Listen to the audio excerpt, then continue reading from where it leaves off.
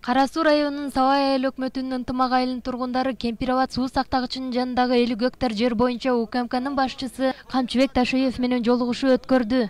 Жергиликтүү калк Камчыбек Ташиевке ынтымак айылынын 50 гектар жерин Өзбекстанга алмашуу чечимин жокко чыгарууну талап кылды. Ташиев айыл тургундарына түшүндүрүү иштерин жүргүзүп, талкуу жараткан 50 гектар жер боюнча Ташкентке кайра барып протоколду карап чыгууга убада берди. Мына платинанын башына чейин мынерге чейин биздики.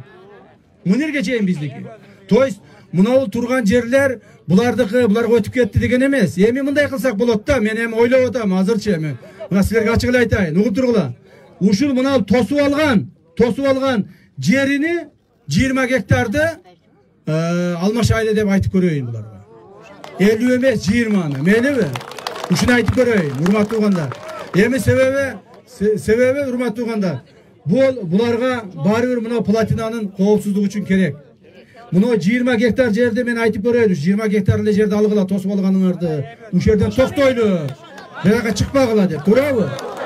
Бул бир. Мун үчүн, эми мен мун үчүн тиякка барып, алар менен сүйлөшүп, чтобы биздин общий протокол, баягы жалпы протокол бузулуп кетпеш үчүн ушуга мен аракет кылайын. А мына 20 гектардын ордуна, 20 гектарды бир жерден алабыз дагы, буларданчы. Биз өзгөндөн алабызбы, же Кара Суудан алабызбы дагы алабыз. Бул жер дагы, урматтуу угандар, бул тосулган жер дагы жөн эле буларга берилип коюлбайт. Бул алмашуу жолу менен кайра алабыз. Мен ушуга мындай көңүл буруп атам да, ушуга мен аракет кылайын, мейлиби? Аракет кылайын. Ана калганын Алла Тааланын буйруганын көрөбүз. Буга чейин Кара Суу районунун ынтымак айылынын тургундары Кемпир Абад суу сактагычынын жанындагы 50 гектар жерди Өзбекстанга берүүгө каршы болуп митингге чыгышкан. Аталган жерде бозу тигип, жергиликтүү калк нөөмөт менен күзөткө турган болчу.